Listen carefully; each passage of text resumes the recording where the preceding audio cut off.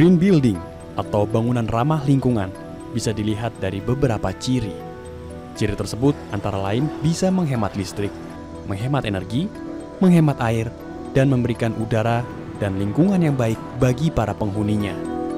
Ciri lainnya adalah dibuat dari material-material lokal ataupun yang mempunyai kandungan energi yang rendah.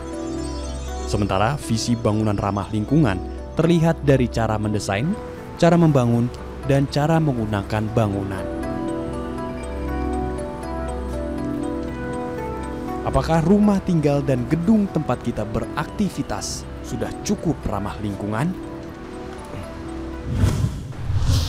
Membangun suatu bangunan atau tempat tinggal yang ramah lingkungan membutuhkan tekad, komitmen, dan juga kemampuan khusus. Yusing adalah sosok yang menginspirasi masyarakat yang mengurangi dampak global warming dengan membangun eco house atau rumah ramah lingkungan.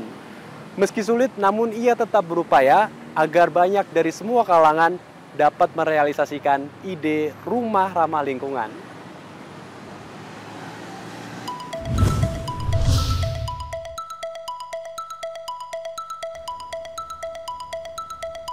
Berada di Desa Laksana Mekar, Kabupaten Bandung Barat, berdirilah sebuah studio bernuansa alam. Suasananya yang sejuk dan tenang. Ya, inilah Studio Akanoma. Ya pemirsa, saat ini saya sudah berada di studio seorang arsitek yang membangun rumah ramah lingkungan. Saya ingin tahu mengapa dan bagaimana dia membangun rumah ramah lingkungan. Untuk itu, mari kita cari tahu. Gimana nih Pak, ide awalnya sampai bisa menanggapi, bisa merealisasikan juga membangun banyak rumah-rumah yang ramah lingkungan? Sekarang umumnya orang sudah agak melupakan potensi material alam yang sebetulnya ada di sekitar kita begitu ya. Jadi banyak masyarakat ketika membangun rumah mereka mencari material-material hasil industri besar biasanya begitu. Dan akibatnya karena tidak lagi menggunakan material alam, banyak di antara kita melupakan untuk memelihara alam karena kita tidak bergantung sama alam kita. Akibatnya alamnya tidak dijaga, tidak dilestarikan, dia tidak menanam karena tidak perlu begitu. Jadi saya mencoba untuk kembali bergantung lagi sama alam, melihat apa yang alam punya yang bisa kita pakai secara secukupnya begitu, sambil kita mengembalikan, bisa melestarikannya dengan cara menanam misalnya atau yang lainnya begitu. Studio Akanoma memiliki 7 orang anggota, 5 orang arsitek, dan 2 orang juru gambar. Proyek mereka membangun rumah ramah lingkungan. Lebih dari 30 rumah ramah lingkungan yang telah mereka bangun di Bandung, Jakarta, Medan, Balikpapan, Pontianak, dan masih banyak lagi. Kami sendiri sudah mulai sejak tahun 99. Namanya belum Akanoma ya, tetapi berubah menjadi ya namanya Genesis. Lalu saya mulai betul-betul sendiri tahun sekitar 2007 ya. Lalu mulai 2007 itu mulai membentuk ke arah Akanoma yang sekarang gitu. Kemudian dari studio sendiri nih, akar anomali, Akanoma, itu filosofinya apa Pak? Pada berakar kepada konteks di mana kita ada ya. Jadi memang kami ingin saya bersama tim ingin terus menggali, berakar kepada baik itu potensi maupun persoalan di lingkungan sekitar kita. Apa yang bisa kita gali dari sana, apa yang bisa kita pelajari, apa yang bisa kita sumbangkan dari studio ini pada lingkungan sekitar kita. Ada kata berakar. Anomali itu kondisi yang kondisi khusus ya, yang berbeda begitu, yang memang kadang-kadang untuk kita bisa berakar mungkin kita harus menjadi anomali, melawan arus misalnya gitu ya. Sekaligus sebagai semangat untuk kita bisa terus membuat desain yang menarik, yang berbeda. Ide mereka menggunakan material alam. Menggunakan material alam membuat manusia sadar bahwa dirinya tergantung pada alam. Inilah yang akan membuat manusia bertindak untuk melestarikan alam. Apa aja sih Pak material lokal? Tergantung daerahnya di mana. Misalnya kalau yang pasti masih banyak Indonesia kayu ya, tersebar di banyak tempatnya. Kita bisa pakai bambu. material-material yang lain, entah batu, entah batu bata, entah material bekas misalnya kita bisa pakai ulang gitu. Jadi memang tugas kita untuk mencari tahu kembali dan menggali apa yang ada di sekitar lokasi proyek yang sedang kita desain ya, supaya kita bisa menggunakan material lokal, dan material lokal itu membuat arsitekturnya sebetulnya lebih kontekstual ya dengan kondisi lokal. Kenapa juga saya mulai membantu rumah ramah lingkungan buat yang relatif menengah ke bawah, karena sebetulnya memang Indonesia masih banyak sekali penduduk kita yang berada pada level itu. Studio ini dibuat dari bambu dan kayu. Bagian joglonya berasal dari joglo bekas di Jawa Tengah. Oke, kita bisa muter-muter Pak, ngelihat tempat apa aja Pak di sini Pak. Ya. Bisa minta tolong nanti dijelasin juga.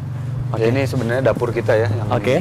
Sering jadi ruang makan bersama tim gitu. Kita desain memang agak terbuka seperti warung lah kira-kira. Tapi nyaman kok Pak dilihat, nggak ini banget. Ya, karena memang kita ingin buat supaya suasana kerjanya seperti di rumah gitu seolah-olah. Saya ingin menunjukkan ini ruang terbuka kita ya. Jadi ada banyak pohon yang kita tanami, suasananya seberagam mungkin ya tumbuhannya supaya lebih alami begitu, dan banyak beberapa pohon yang juga kita sering konsumsi sendiri ya. Oke. Kemudian dari tanaman-tanamannya sendiri apa aja Pak yang ditanam selain sayur dan timun ini yang bisa dimakan? Bambu tentu kita tanam karena kita banyak menggunakan bambu yang ini menjadi cadangan material kita ya. Oh, ini memang sengaja ditanam sendiri sengaja Pak? Ditanam, jadi nanti kalau kita perlu penggantian material bisa kita ambil panen dari tempat kita sendiri, lalu setelah dipanen kita bisa rendam di kolam yang belakang. Itu sebetulnya kolam ikan tapi juga tempat mengawetkan bambu. Untuk sebelum dipakai kita bisa rendam di sana. Ternyata sebelum dipakai untuk digunakan bambu tersebut harus direndam dulu Pak? Ya, perendaman itu salah satu cara mengawetkan bambu supaya tahan lama ya. Jadi kandungan manis dari bambunya hilang, itu diganti oleh air rendaman sehingga tidak diserang oleh kumbang. Oh, berapa lama untuk direndam di? Sekitar 2-3 bulan. Kita memang perlu dinding transparan di sekitar sini. Lalu ketika membangun ini saya melihat banyak pengepul mobil-mobil rusak ya, mobil bekas di kampung ini, beda RT. Salah satunya banyak material kaca bekas ini. Jadi kita pakai kaca bekas mobil ini sebagai dinding ya, sehingga karena dia material bekas kita tidak ada konsumsi energi baru, mengurangi konsumsi energi begitu. Ya, ini memang didesain jadi ruang multifungsi ya di bawah studio ini. Terutama untuk masyarakat sekitar sini yang bisa manfaatkan begitu. Beberapa kali, paling banyak memang anak-anak bermain, tapi kadang-kadang juga pernah dipakai untuk rapat warga. Di sekitar studio terdapat tempat pengolahan sampah organik untuk menghasilkan pupuk cair. Pupuk itu digunakan untuk merawat seluruh tanaman yang berada di sini.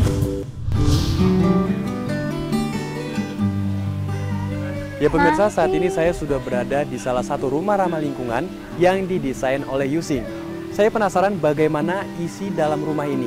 Untuk itu, mari kita masuk ke dalam untuk mengetahui bagaimana isi dari dalam rumah ini.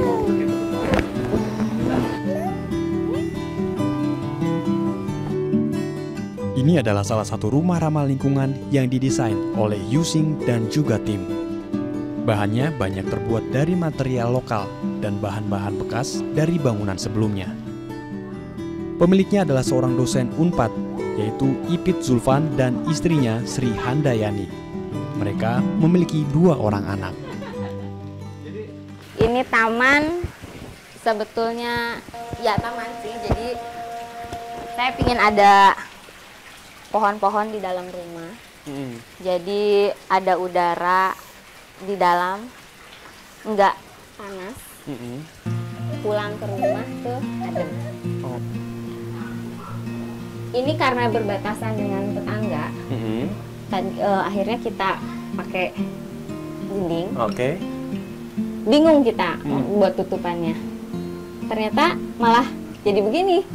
Pakai kaca es, kita dapat cahayanya, juga solusi untuk atapnya juga. Oke, berarti pencahayaan langsung dari sinar matahari, langsung Bu, ya? dari sinar matahari. Tangganya pun juga dari kayu, Bu, ya? Tangganya kayu, ini memanfaatkan kayu existing dulu. Oh, Jadi jadi bongkaran dulu. oke. Bata yang masih bisa dipakai dari bongkaran rumah pakai lagi. Kayu juga. Dan ini tempat apa nih, Bu?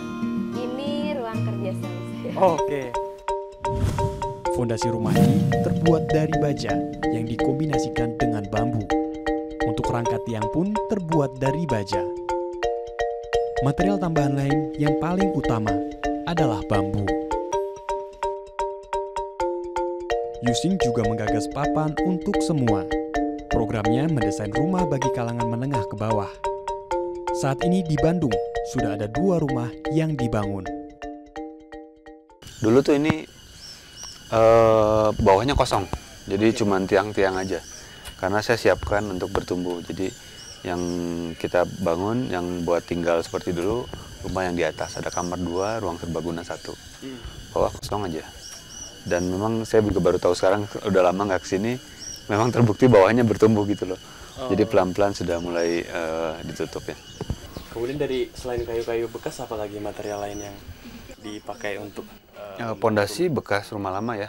Ya, apa sih bukan lama. Batu-batunya bekas rumah lama, itu kita pakai lagi untuk pondasi. Beberapa kayu rumah lama ya, yang dipakai. Mungkin yang barunya asbes aja kan? Yang baru atapnya kayu bersemen ya. Ini salah satu rumah yang dibantu juga oleh papan untuk semua. Papan untuk semua mulainya dari sini. Sebelumnya rumah Bapak emang seperti apa sih, Pak? Gubuk. Nggak ada, kalau daerah sini ya mungkin rumah saya doang yang masih gubuk. Karena udah dulu saya beli itu lagi harga 400.000. Sehari-hari, Wai bekerja sebagai supir ojek dan buruh serabutan. Ia memiliki 2 orang anak.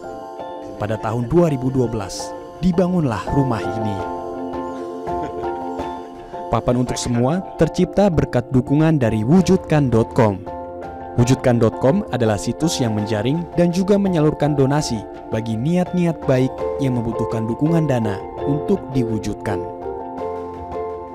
Tentu saya berharap semakin banyak arsitek yang juga membantu mendesain rumah kalangan menengah ke bawah ya, karena Indonesia masih banyak penduduk yang relatif miskin atau hampir miskin begitu yang perlu dibantu begitu. Nah, semakin banyak arsitek yang membantu, tentu dengan pendekatan yang ramah lingkungan, dampaknya akan semakin besar karena semakin banyak rumah-rumah yang dibangun dengan pendekatan yang relatif ramah lingkungan ya.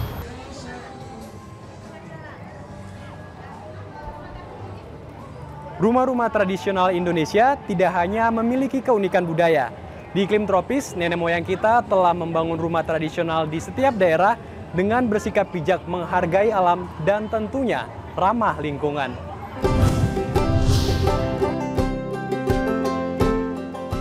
Asal muasal dari rumah adat Kalimantan Selatan ini, waktu zaman pemerintahan Pangeran Samudra atau yang dikenal dengan zaman kerajaan Sultan Suryansah, kerajaan pertama di Banjarmasin. Ini kalau tidak salah kurang lebih dari tahun 1596 atau sampai 1620 Masehi, dan dikenal dengan nama Rumah Adat Banjar Bubungan Tinggi atau Rumah Adat Banjar Lambung Mangkuran, seperti itu. Kalau keunikannya banyak sekali yang kita lihat, cuma secara spesifik dari bahan bangunannya tersendiri kita menggunakan alam, semua dari alam, dari tiang, dari atap sampai dinding itu semua dari alam. Yang dimaksud dengan alam tadi pohonannya itu dari pohon ada namanya kayu ulin. Kayu ulin. Kayu ulin kalau orang yang Indonesia bilang itu kayu besi. Iya, kayu besi kalau orang bilang di sini. Itu yang sampai berpuluh-puluh tahun itu semakin kena hujan, semakin kan itu dia semakin kuat seperti itu, kayak gitu. Jadi bahannya seperti itu, dan dinding-dindingnya pun dari kayu juga, dari pohon, ada jadi pohon-pohon. Bahkan sampai atapnya itu atau yang disebut dengan dari bahan pohon hayat, namanya ada pohon hayat ya. Jadi itu menggunakan alam semua seperti itu, sampai syak-syaknya itu bikin yang penyambung-penyambungnya semua juga dari alam semua. ada beberapa tipe rumah Banjar. Perbedaannya ada pada bentuk bagian depan, bagian kanan, kiri, dan bagian jendela.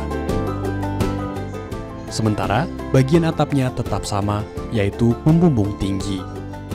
Karena jendela itu tadi pencahayaan sebenar-benar tidak gelap gitu kan, jadi sinar alami. Dan pakai AC juga AC alami kan. Pada bagian jendela dan tangga terdapat ukiran-ukiran khas bernuansa alam yang ternyata memiliki makna tersendiri. Desa Jatirangga di Kampung Kranggan telah berdiri sejak tahun 1982. Ya, di sini terdapat rumah tradisional masyarakat asli di Kelurahan Jatirangga, Kota Bekasi. Walaupun bangunan-bangunan modern telah menjamur di wilayah ini, namun ada beberapa warga yang setia menjaga warisan rumah adat nenek moyang mereka.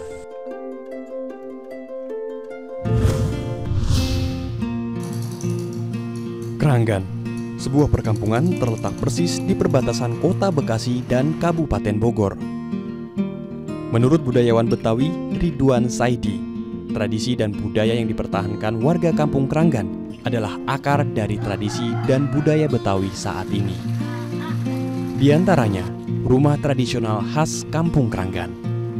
Kalau dari keseluruhan yang ada, saya pikir sudah cukup menyusup banyak ya, berkurang banyak ya. Saya bilang tadi cuman palingnya orang-orang tertentu yang memang sebagai tokoh tadi, tokoh atau sesepuh yang masih mempertahankan itu. Tapi kalau generasi muda sekarang ini udah mulai ke modern ya, ke rumah gedong gitu ya, ke rumah bertingkat dan sebagainya. Jadi udah nggak mempertahankan lagi rumah-rumah tradisional Kranggan.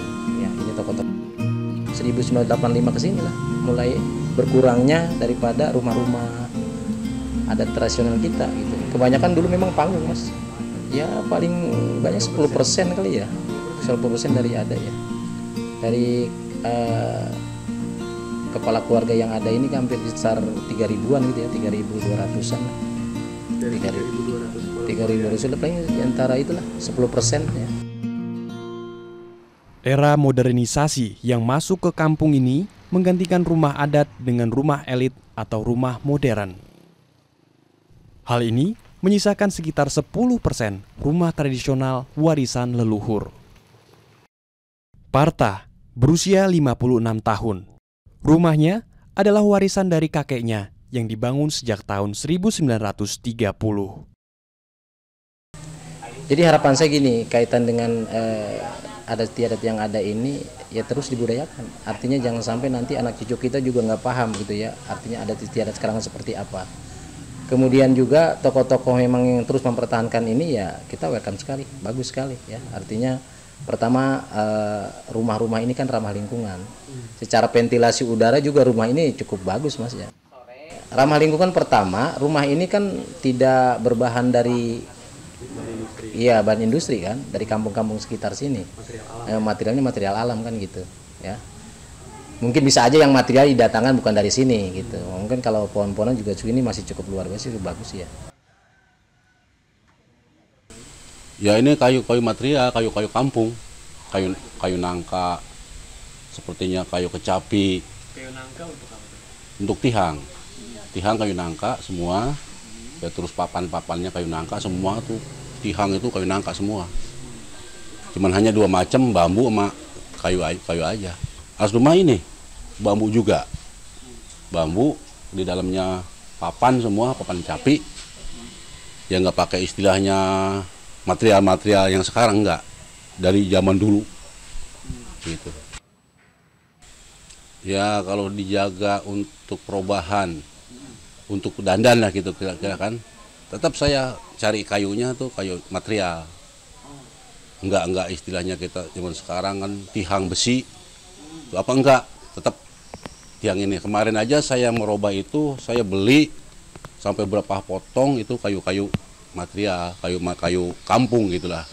Bahan alam. Iya bahan alam.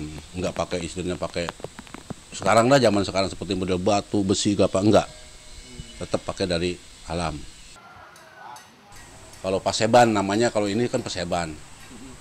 Buat perkumpulan kalau namanya di sini sebagai orang tua saya kan tokoh masyarakat, sesepuh yang menurun ke saya. Biasanya bangunan rumah ditopang sejumlah tiang penyangga.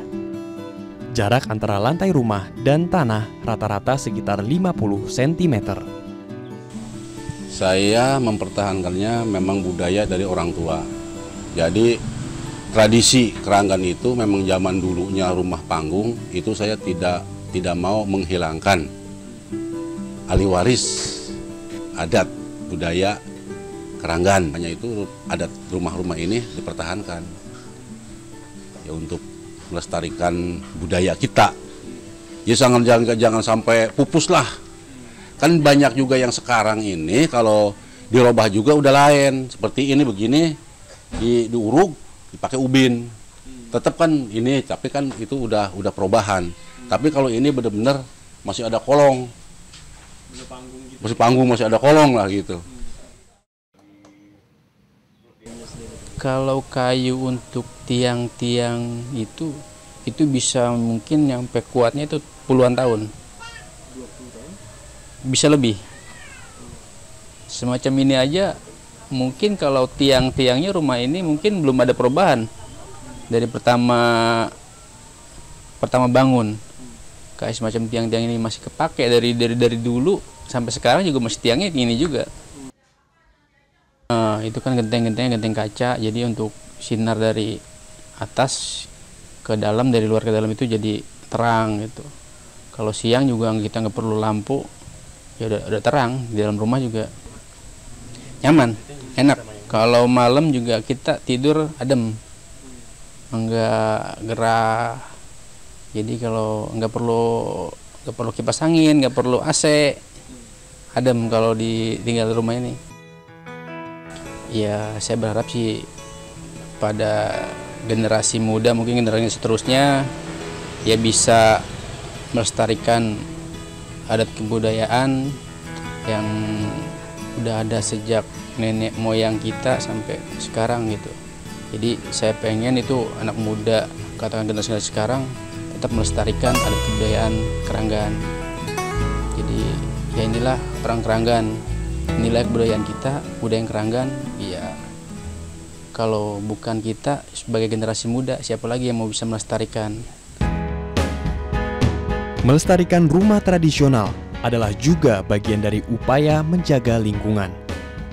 Menggunakan material alam dan material lokal juga penting untuk menjaga lingkungan.